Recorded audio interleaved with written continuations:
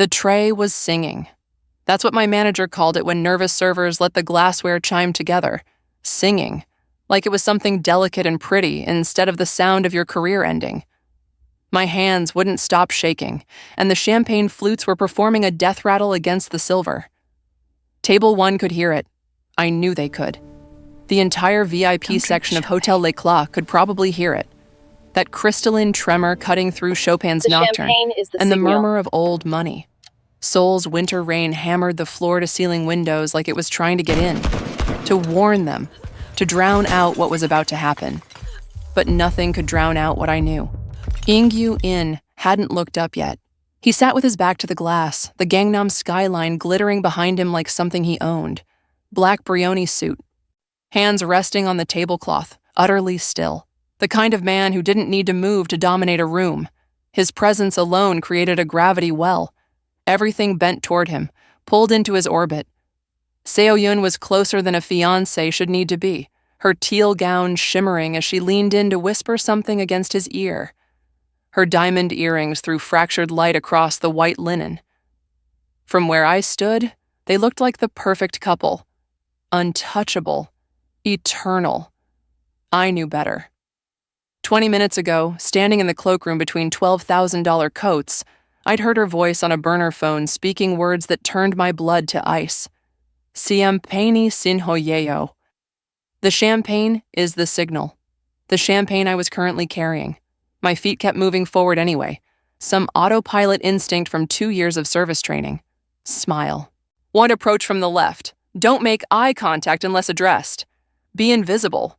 I'd spent my entire adult life perfecting invisible. But then In did something no guest had ever done. He looked directly at me. Not past me. Not through me. At me. His eyes were black, analytical, the kind that cataloged threats in microseconds. I watched his gaze drop to my hands, still trembling, then back to my face. One eyebrow lifted, barely a movement, but in that subtle shift, I saw the question forming. Who scared you?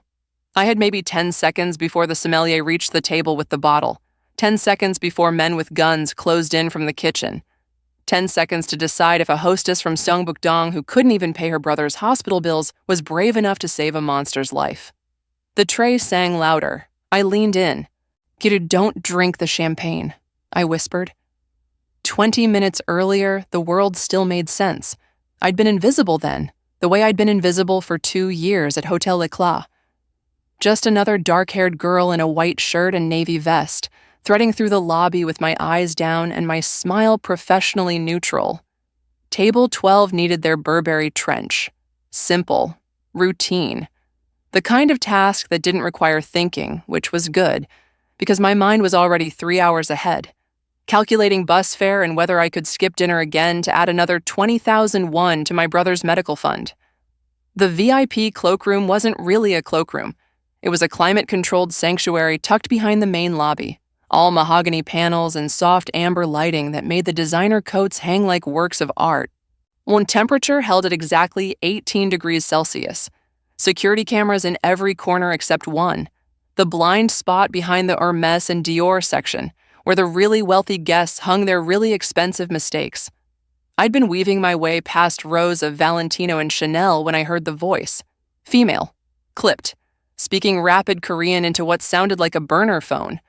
I froze between a Max Mara cashmere and a Saint Laurent leather jacket, my hand still gripping the coat hanger I'd been reaching for.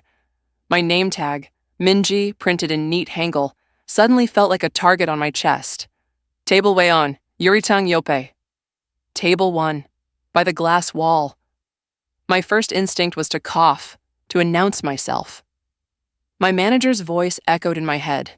Discretion is currency, never embarrass a guest. But something in her tone, cold, transactional, made me hesitate. De champagne sin hoeo. The champagne is the signal.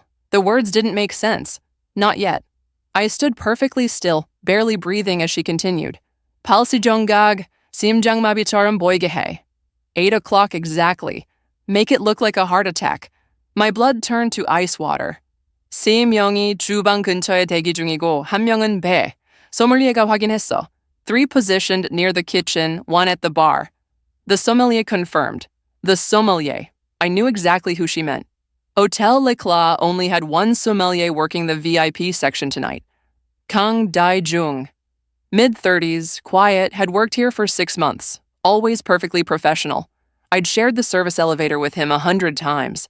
Then she switched to Russian, a language I didn't speak but recognized from the Ukrainian line cooks in the kitchen. Her voice dropped lower, faster, wrapping around consonants like barbed wire. Oh, whatever she was saying, it sounded like an execution order. When she switched back to Korean, her tone had shifted to something almost gentle. 개그색 증거 없이 나는 완벽한 알리바이가 있어. Clean. No evidence.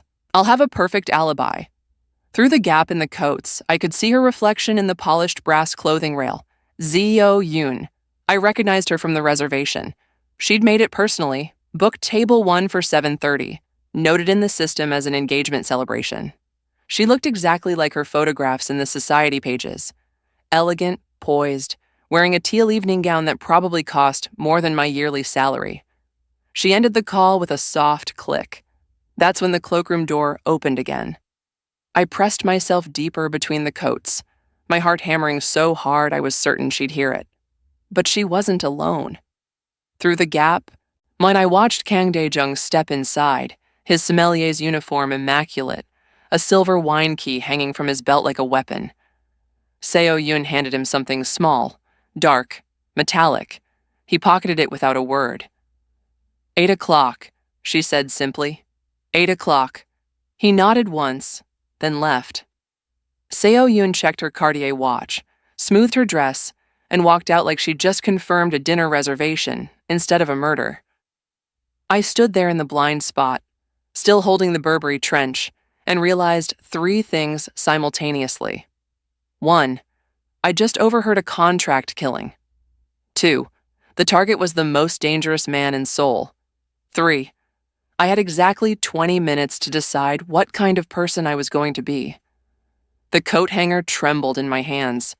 Outside the cloakroom, the hotel hummed with wealth and normalcy. Inside, I tried to remember how to breathe. Because invisible or not, some things you can't unhear, and some men, apparently, you can't let die. The walk from the service station to table 1 took 11 seconds. I'd timed it before, back when the world was normal and champagne was just champagne. Now each step felt like walking through deep water, my legs heavy, my lungs unable to pull in enough air. The tray was singing louder now. The crystal flutes chimed against each other with every tremor in my hands, a delicate death knell that cut through the ambient music. I could feel eyes on me, other servers glancing over, wondering what was wrong with Minji, wondering if she was about to drop a month's worth of baccarat crystal on the marble floor. But I couldn't stop shaking. 8 o'clock was in 4 minutes. The sommelier would arrive in 3. Kang Dae-jung would approach with his wine key and his dark metallic secret. And In would die while classical music played, and the wealthy continued their muted conversations about art auctions and vacation homes in Jeju. Unless I did something. Unless invisible Minji from Songbuk-dong, who couldn't even afford her brother's medication, somehow found the courage to speak. I was 3 steps from table 1 when In looked up. It wasn't a casual glance. His eyes locked onto mine with the precision of a predator identifying prey, and I felt the full weight of his attention like a physical force. Black eyes. Calculating. The kind that had survived in a world where hesitation meant death. His gaze dropped to my hands, to the trembling tray, to the champagne flutes performing their terrible symphony. One eyebrow lifted, I barely a millimeter, but I saw the question crystallize in his expression. This trembling isn't service jitters. Someone frightened you. I reached the table. My training took over. Muscle memory from 2 years of bowing and smiling and being invisible. I started to lower the tray, to set down the glasses, to perform my role and walk away and let whatever was going to happen simply happen. You're spilling, Ingyu said. His voice was quiet, controlled, but it cut through everything. Seo Yoon stopped mid-sentence, her red lips freezing on whatever lie she'd been whispering. The couple at table 2 paused their conversation, Even Chopin seemed to hesitate. I looked down. He was right. My hands were shaking so badly that condensation was dripping from the champagne flutes onto the white tablecloth, spreading like blood and water. I'm sorry. That's when his hand moved. Fast. Precise. His fingers closed around my wrist before I could finish the apology, pulling me down slightly, forcing me to lean in. Close enough that I could smell his cologne, something dark and expensive. Close enough that no one else could hear. "Who scared you?" he asked, his voice barely above a whisper. His grip wasn't painful, but it was inescapable. I could feel my pulse hammering against his fingers, could feel him reading my terror like it was written in my veins. This was it. The moment. The choice. I looked past him, toward the bar where one of Seo Yoon's men waited, toward the kitchen where 3 more lurked, toward the service corridor where Kang Dae-jung would appear any second with his wine key and his weapon. Then I looked back at Ingyu In, at this man I'd never spoken to, one this monster the society pages called the Predator of Gumsong, and I made my decision. "The sommelier," I whispered. "He has a gun." For one frozen heartbeat, nothing happened. Then Ingyu moved. He flipped the table. The sound was catastrophic, crystal shattering, porcelain exploding, the heavy marble surface crashing sideways just as Kang Dae-jung emerged from the service corridor, just as his hand reached into his jacket, just as the first shot cracked through the air like lightning splitting the world in half. The bullet hit where Ingyu's head had been 1 second earlier, embedding itself in the glass wall with a spiderweb fracture. And then everything went to hell, screaming, glass shattering, the wet sound of bullets hitting flesh. I was on the floor, champagne soaking through my vest, my ears ringing from the gunshot. Above me, Ingyu moved like violence had a shape, fluid, precise, lethal. He'd drawn a gun from somewhere, returning fire toward the bar where one of Seo Yoon's men had emerged from cover. But his bodyguards were already down.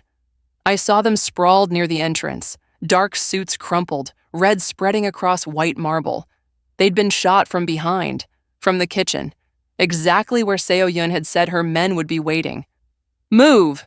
Ingyu's hand locked around my arm, hauling me to my feet with brutal efficiency.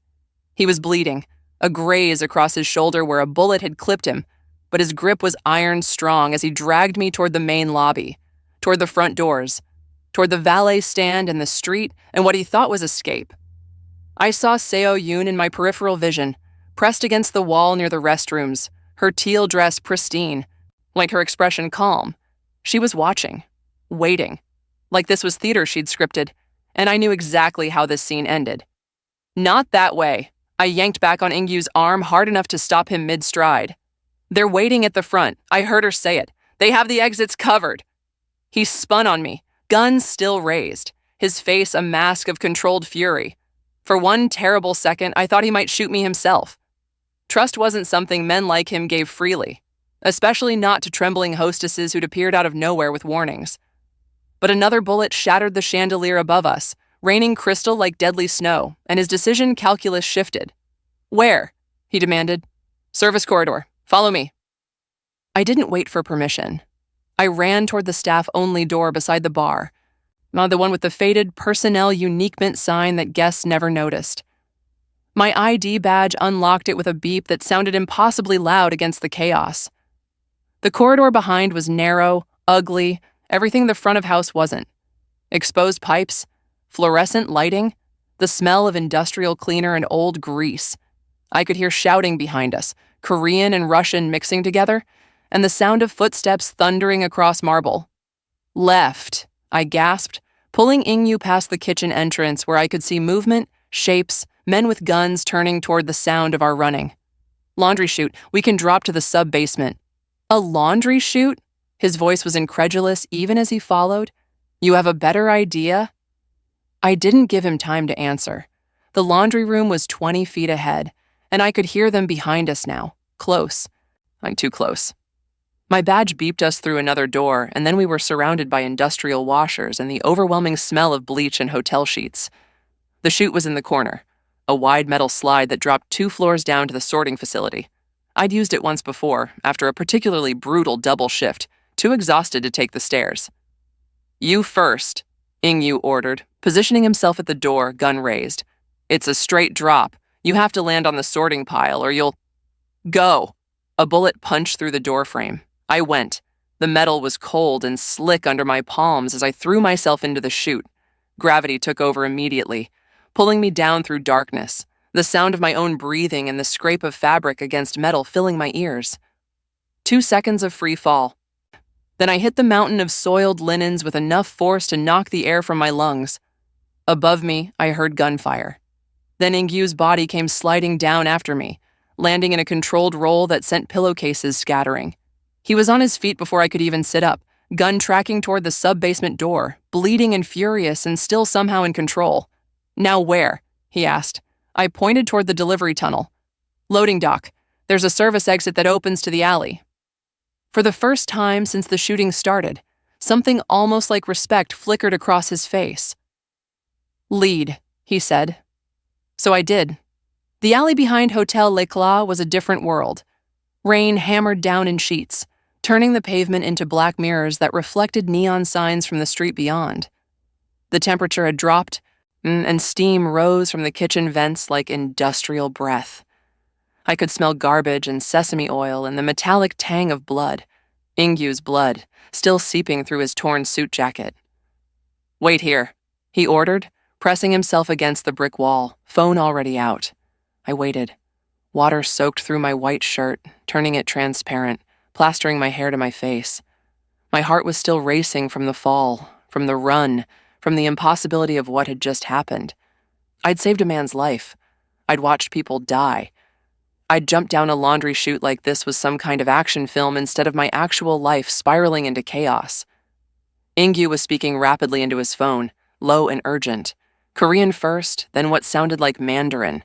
His voice was controlled, but I could hear the edge in it, the first crack in his marble composure. He tried 3 numbers, then 4, then 5. Each time, his expression darkened another degree. "Fuck." The word was quiet, deadly. He lowered the phone, staring at it like it had betrayed him. "The codes. They've all been changed. What does that mean?" "It means—" He stopped, jaw clenching as the reality settled over him like the rain.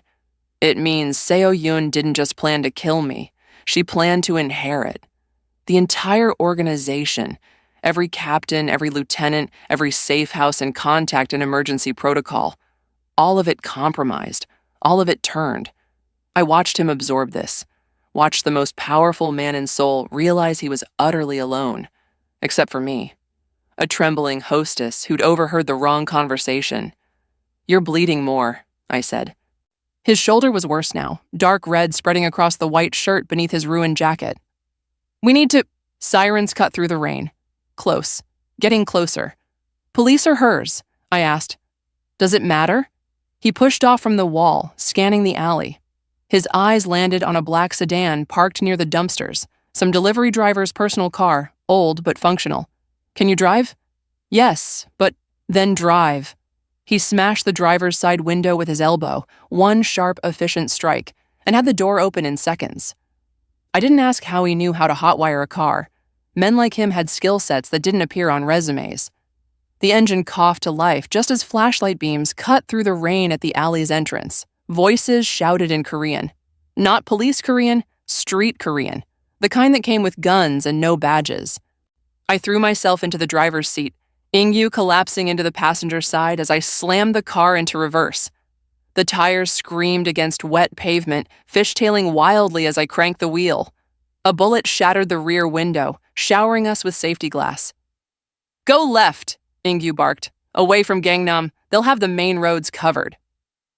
I went left, hands white-knuckled on the steering wheel, navigating by instinct through the maze of back alleys I'd walked 1,000 times on my way to work, past the Pojang matcha food stall shuttering for the night, through the narrow passage behind the dry cleaner where delivery trucks barely fit, under the overpass where the homeless gathered, their tarps and cardboard shelters invisible to the soul that mattered.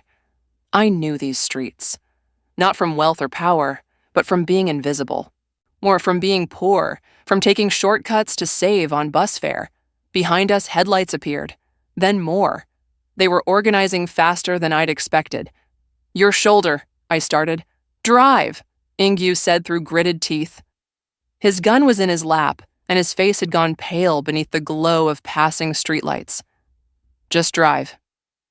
So I did, piloting us deeper into the rainy Seoul night, away from everything I knew, toward nothing I could predict.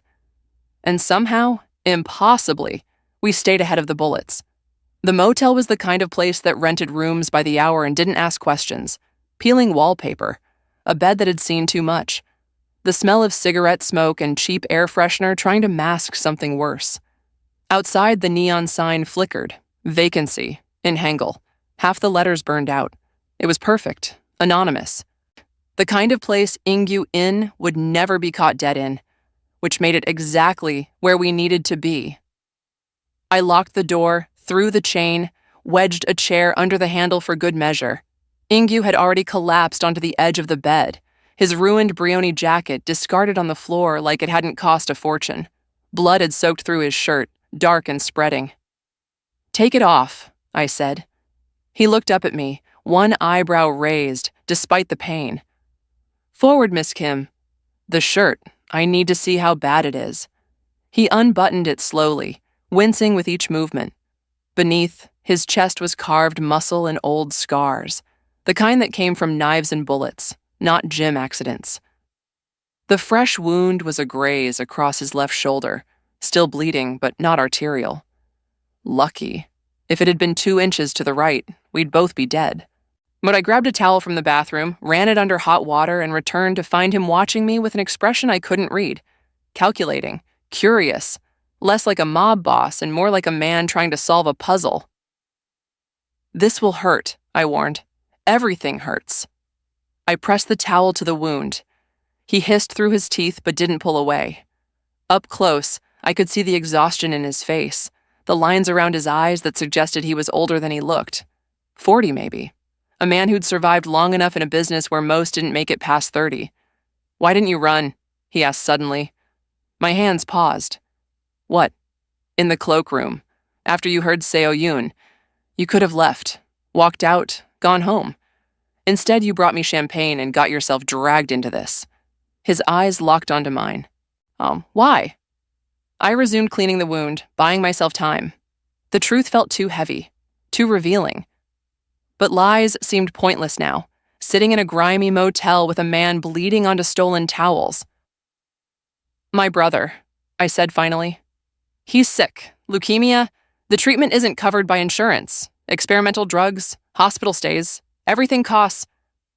I swallowed hard. "I owe loan sharks 300 million won. The kind of people who don't care about payment plans." Ingyu was silent, watching me work. If I'd just left the hotel after what I heard, they would have come for me eventually. Seo Yoon doesn't leave witnesses. But if you died, I met his eyes.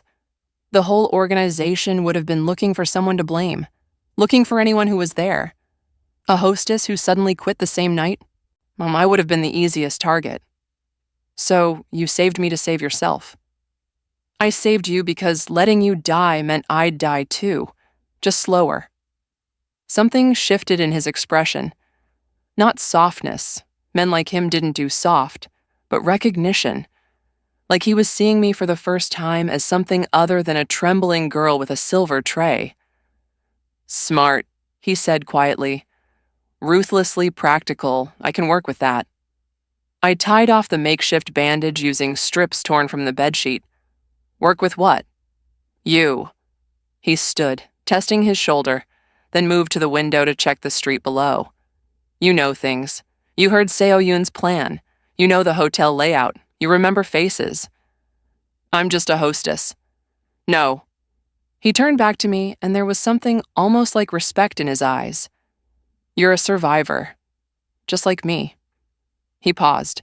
"Now the question is, are you ready to stop surviving and start fighting back?" Outside, rain continued to hammer the grimy window. Inside, I looked at this bleeding, betrayed man offering me a choice between hiding and warfare. "What do you need?" I asked. He smiled. It wasn't kind, but it was honest. Everything you remember. Ingyu pulled a crumpled napkin from his pocket, something he'd grabbed during our escape, and smoothed it on the motel's scarred desk. He drew a quick organizational chart in pen, boxes and lines mapping out the Gumsung syndicate's hierarchy.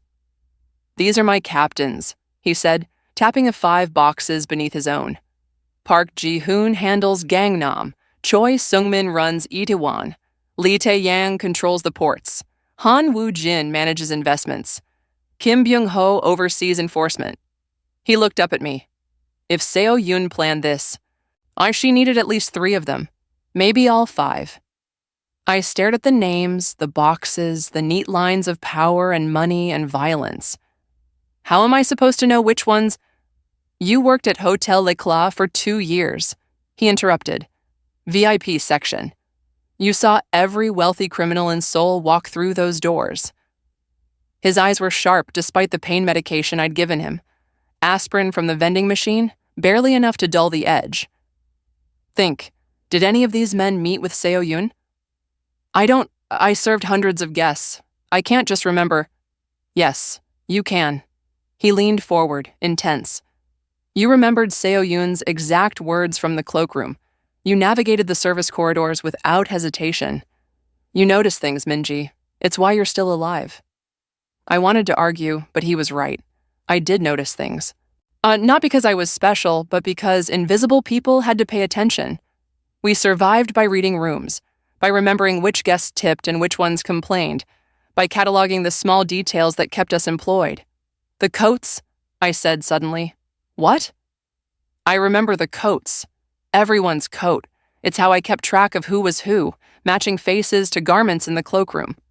I closed my eyes, pulling up the memory like a filing system. Seo-yoon came to the hotel 6 times in the past month, always Thursday evenings, always requesting a private dining room. Who did she meet? The memories crystallized. Thursday nights, the second-floor private rooms, men in expensive suits handing me their coats while Seo-yoon waited inside, always arriving first. Park Ji-hoon, 3 weeks ago, black Xenia overcoat, cashmere. He stayed 90 minutes. I kept my eyes closed, watching the scenes replay. Choi Sung-min, 2 weeks ago, navy Burberry with the house check lining. He brought a briefcase. Keep going. Lee Tae-yang, 10 days ago, gray wool Armani. He looked nervous. Kept checking his phone. The details flooded back, sharp and clear. Kim Byung-ho, last Thursday. Tan Loro Piana, camel hair. He met with Seo-yoon and someone else, a foreign man. I didn't recognize him, but he spoke Russian to the valet. Ingyu had gone very still. Han Woo-jin? I opened my eyes. Never. I never saw him meet with her. He marked through 4 names on the napkin, leaving only Han Woo-jin untouched. 4 captains. She bought 4 of my 5 captains. His voice was quiet, deadly. That's why the codes didn't work. That they gave her access to everything. What about the Russian? Bratva, Moscow syndicate? He stood, pacing the small room despite his injury. Seo-yoon didn't just plan a coup. She sold my organization to the Russians. That's how she paid for it.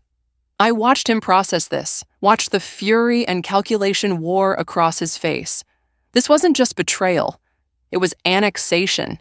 His entire empire, everything he'd built, being handed to foreign criminals by the woman who was supposed to become his wife. There's more, I said quietly. He stopped. What? The sommelier, Kang Dae-jung. He brought his coat to the cloakroom every shift, but last week he stopped. Started keeping it in the staff lockers instead. I remembered thinking it was odd, a small break in routine. I saw him talking to Park Ji-hoon twice, and they thought they were being discreet, but I was there, restocking champagne, invisible. Ingyu looked at me like I'd just handed him a loaded weapon. Photographic memory, he said. Not a question. For details that matter to survival, yes. He smiled then, sharp and dangerous and genuinely impressed. You're not just a witness, Minji, you're evidence. He moved back to the desk, adding notes to the napkin. If we can prove Park gave orders to Kang, we can prove the conspiracy. We can prove Seo-yoon orchestrated everything. How? We make them confess. He met my eyes. But first, we need bait. The plan was insane. That's what I told Ingyu at 3 a.m., both of us exhausted and wired on convenience store coffee, hunched over the motel desk like generals planning a war we were losing. It's the only way, he insisted. Miss Seo Yoon is hosting a victory gala tomorrow night, the St. Regis. She'll have all 4 captains there, celebrating my death before my body's even cold. If we can get audio of them discussing the coup. You want me to walk into a room full of people who want me dead and plant a bug? Not you, a waitress. He pulled out his phone, a burner he'd bought from a 24-hour electronics shop, and showed me a photo. The St. Regis uses Prestige Event Staffing, same company that supplies Hotel L'Éclat. You know their uniforms, you know how they move. I stared at the photo. White shirt, black skirt, simple, professional, invisible. They'll recognize me. They saw you for 30 seconds during a gunfight. You were in a navy vest with your hair pulled back. He gestured at my current state, hair loose and rain-damaged, still wearing my ruined uniform. And tomorrow you'll look different, hair down, makeup, different posture. You'll be just another server. And if I'm wrong, if someone remembers, his expression went cold. Then you run, fast.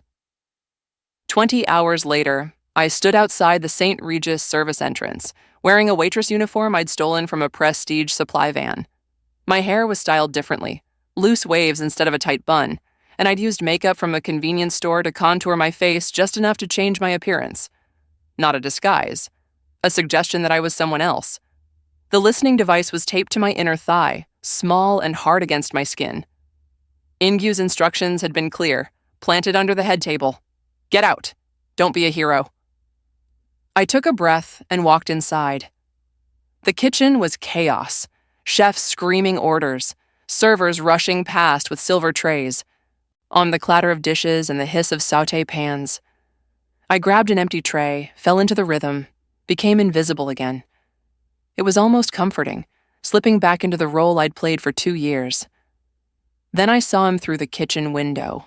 Park Ji-hoon, the Gangnam captain, standing in the ballroom, champagne in hand, laughing at something Seo Yoon had said, the man who'd given the order to Kang Dae-jung, the man whose coat I'd hung up 3 weeks ago before he went upstairs to betray his boss. My hands started shaking.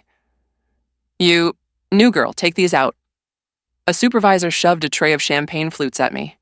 Head table. Now. I took the tray, walked through the swinging doors into the ballroom. The St. Regis glittered like Hotel L'Éclat's more refined sister, all cream and gold, crystal chandeliers, no floor-to-ceiling windows overlooking the city. Seo Yoon held court at the head table, radiant in black silk, accepting condolences about her murdered fiancé with perfect, practiced grief. The 4 traitorous captains sat with her: Park Ji-hoon, Choi Sung-min, Lee Tae-yang, Kim Byung-ho. The Russian was there too, the one I'd seen in the hotel, his pale eyes scanning the room like he was calculating the value of everything in it. I approached the table, tray balanced perfectly, every step measured. The device pressed against my thigh felt massive, obvious, like everyone could see it through my skirt. Champagne? I asked, voice professionally neutral. Seo Yoon didn't even look at me, just waved her hand dismissively. I served her first, then moved clockwise around the table. Park, Choi, Lee, the Russian.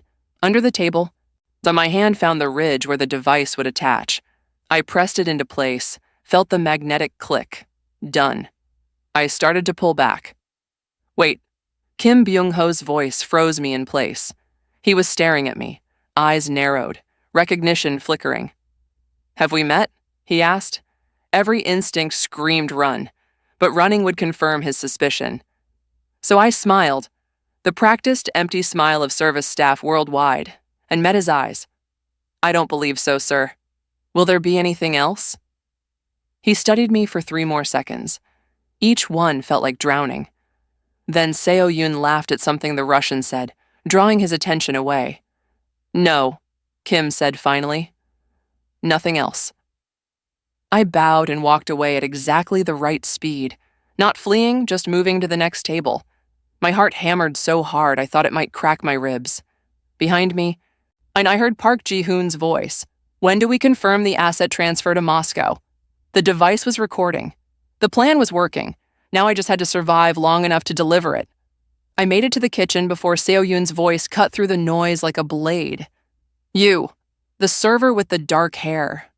I kept walking, didn't turn. Just another waitress navigating the chaos, tray in hand, purpose in my stride. Stop her. Two men in black suits materialized from nowhere, blocking the service exit. Not hotel security. Gumsung muscle. I recognized the posture, the way their hands hovered near concealed weapons. I turned slowly, tray still balanced, every inch the confused employee. Seo-yoon stood in the kitchen doorway, backlit by ballroom chandeliers, her black silk dress making her look like an avenging angel.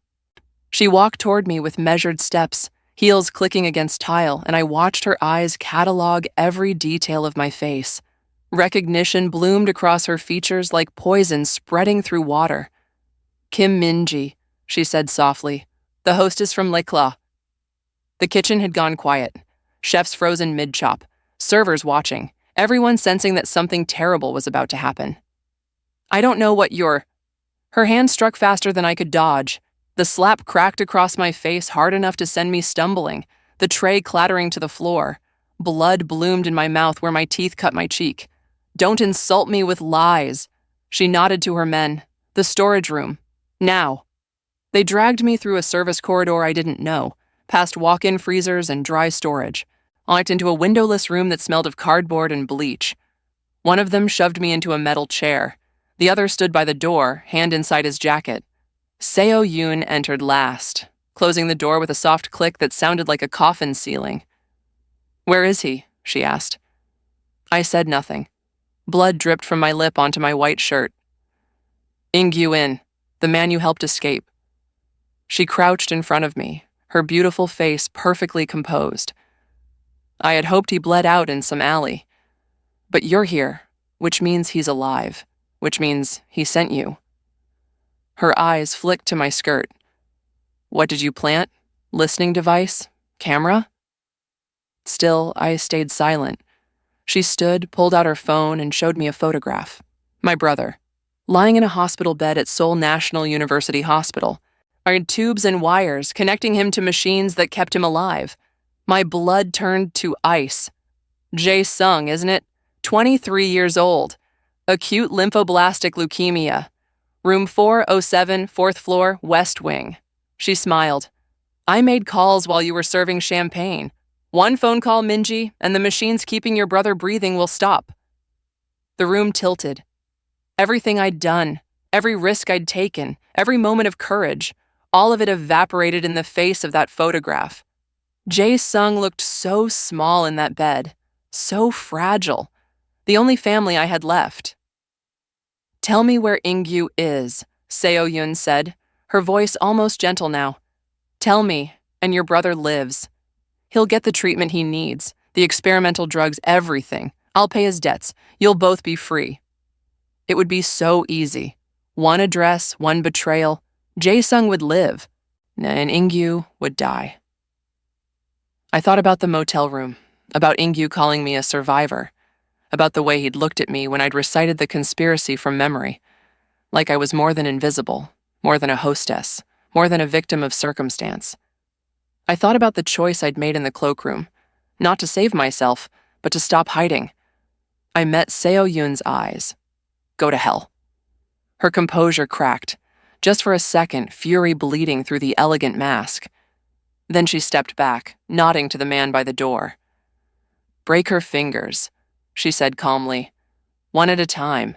We'll see how long her loyalty lasts. The man moved toward me, pulling out a pair of pliers. I didn't look away from Seo-yoon. He's going to kill you, I said, and I'm going to watch. She laughed. With what army? 4 of his 5 captains are mine. His network is dead. Oh, he's bleeding and hunted and alone. He has me. The words surprised us both. Seo-yoon stared at me for a long moment, then shook her head. You really are a fool. She turned toward the door. Break her, then kill her. Dump the body where her brother will see it on the news. The door opened, and hell walked in. Ingyu knew something was wrong when Minji's earpiece went dead. He'd been listening from the stolen van parked 2 blocks away, hearing her footsteps, her breathing, the ambient noise of the gala. Then Seo-yun's voice. You. The server with the dark hair. Followed by silence. Static. Nothing. He gave her 2 minutes. Protocol. Maybe she'd been moved somewhere with signal interference. Then he heard the scream. Faint. Distant. Filtered through walls and corridors, but unmistakably hers. The sound a person makes when pain crosses the threshold from bearable to breaking. The protocol died. Ingyu grabbed the duffel bag from the van's floor, weapons he'd acquired from the one contact in Seoul who still owed him a blood debt, 2 handguns, a knife, enough ammunition to start a war. He walked into the St. Regis through the front entrance. The lobby was elegant, muted, designed for wealthy guests who valued discretion. The concierge looked up as Ingyu approached, taking in his appearance. Disheveled, bandaged shoulder visible beneath his jacket, eyes cold and dead as winter.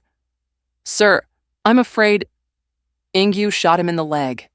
Not fatal, just incapacitating.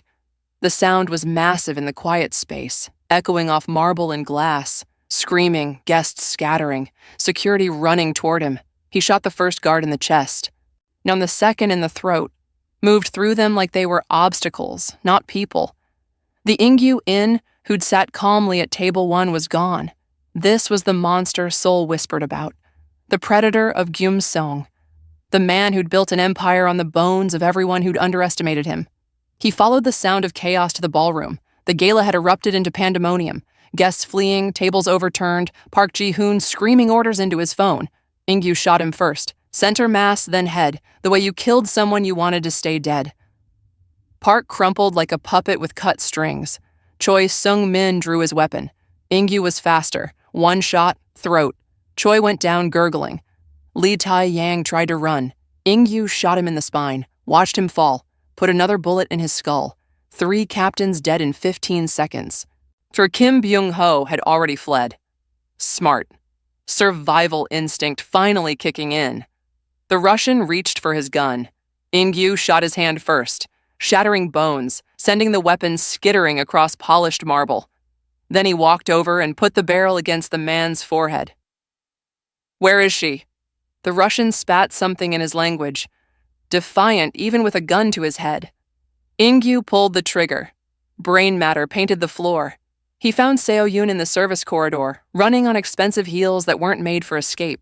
She spun when she heard his footsteps, eyes wide with genuine fear for the first time since he'd known her. Ingyu, I can explain. We can make a deal. Where is she? Seo-yun pointed with a shaking hand toward the storage area. She's alive. I didn't kill her. She's just... He left her standing there. Once she wasn't the priority. Not yet. The storage room door hung open. 1 guard lay dead in the doorway, throat cut. Min-ji's work, he realized with grim pride. The other was unconscious, blood pooling from a head wound. And there was Min-ji, slumped in a metal chair, hands zip-tied behind her, face swollen and bloody.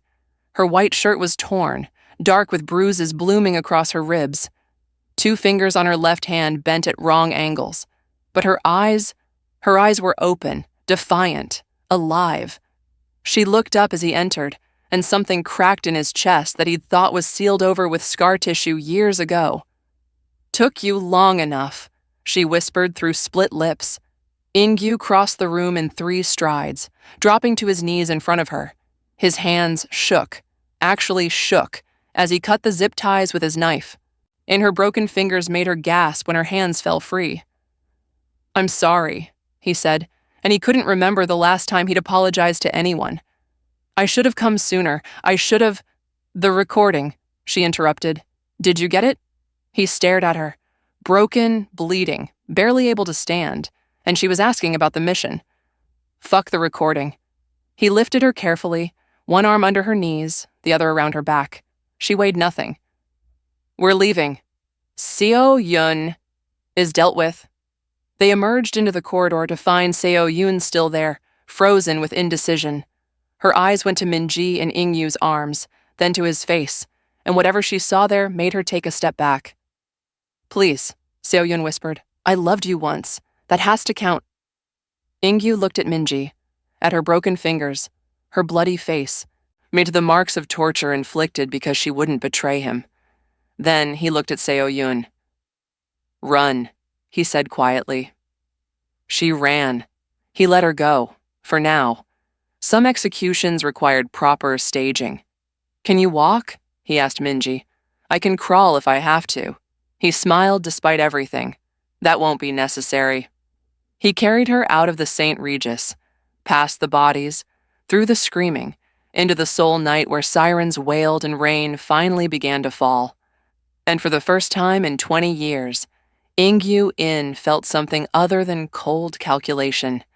He felt protective. The Gumsong boardroom occupied the top floor of a Gangnam high-rise, all black marble and floor-to-ceiling windows overlooking a city that glittered like scattered diamonds. Dawn light painted the sky pink and gold, a new day breaking over Seoul.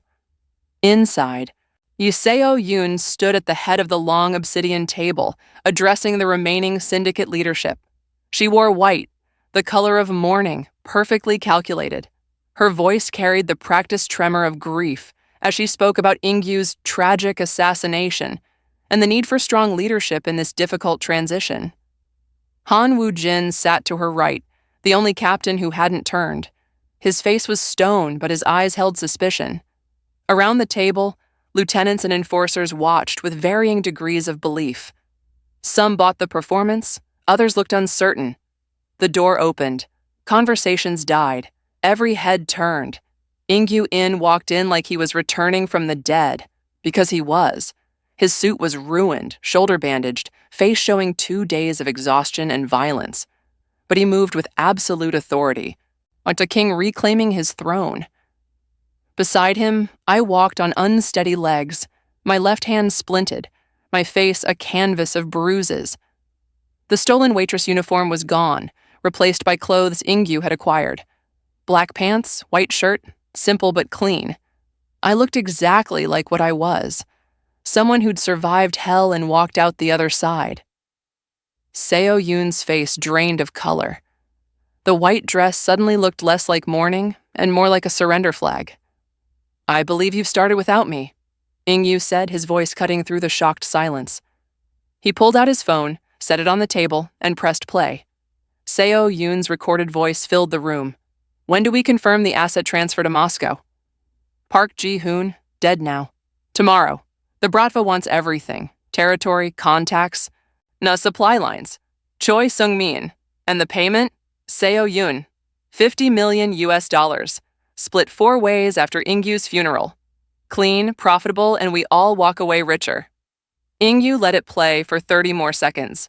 Enough to hear them discuss dividing his empire like it was already theirs. Enough to hear Seo Yoon laugh about how easy it would be to seduce the old guard into compliance. Then he stopped the recording. The silence was absolute. Han Woo-jin stood, his hand moving to his weapon, but pointing at Seo Yoon, not Ing-yu. "You sold us to the Russians." It's not, that recording could be faked?" Seo Yoon's composure shattered like crystal. She looked around the table desperately. "He's manipulating you. He probably killed those captains himself to eliminate competition." "I did kill them," Ing-yu confirmed, "after they tried to kill me. After they sold my organization to foreign criminals. After they proved they valued money over loyalty." His eyes swept the room. Anyone else want to make that trade? No one moved. Ing-yu walked to the head of the table. Seo Yoon still stood there, frozen as he approached. For a moment, they were inches apart, the fiancé who'd ordered his death and the man who'd survived it. "You should have shot me yourself," Ing-yu said quietly. "Delegating was your first mistake." "And the second?" Her voice was barely a whisper. "Underestimating her." He gestured to me. Then he nodded to Han Woo-jin. "Take her to the Honggang. Make sure she's found." 2 enforcers grabbed Seo Yoon's arms. She didn't struggle, didn't scream. just stared at me with something between hatred and disbelief as they dragged her toward the door. "The hostess," she spat. "No, you're choosing the fucking hostess over—" The door closed on her words. In-gyu sat in his chair at the head of the table. Then he did something that made the entire room inhale sharply. He pulled out the chair to his right, the seat traditionally reserved for the underboss, the second in command, the heir apparent. He looked at me. "Sit," he commanded. It wasn't a request. It was a coronation. Every eye in the room tracked my movement as I crossed the floor. My broken fingers throbbed. My ribs ached. But I walked with my head up, shoulders back, the way invisible girls learn to move when they finally decide to be seen. I sat. In-gyu addressed the room. Kim Min-ji saved my life. She infiltrated enemy territory. She endured torture without breaking. She has a photographic memory and skills this organization will use. His hand rested on the table beside mine, a statement of alliance. Anyone who has a problem with this can leave now. No one moved. "Good," In-gyu said. "Then let's discuss how we're going to explain to the Bratva why their investment just became a liability." The meeting continued around me. Discussions of territory and retribution and restructuring. But I barely heard it. I was too busy realizing that the trembling hostess from Hotel L'Eclat was gone. In her place sat someone new, someone dangerous, someone who'd earned her seat at the table in blood and courage and the kind of loyalty that couldn't be bought. Outside, morning light flooded Seoul. Inside, I stopped being invisible and started being exactly what In-gyu had called me from the beginning. A survivor. A queen. And for the first time in my life, I wasn't waiting to be saved. I was the one doing the saving.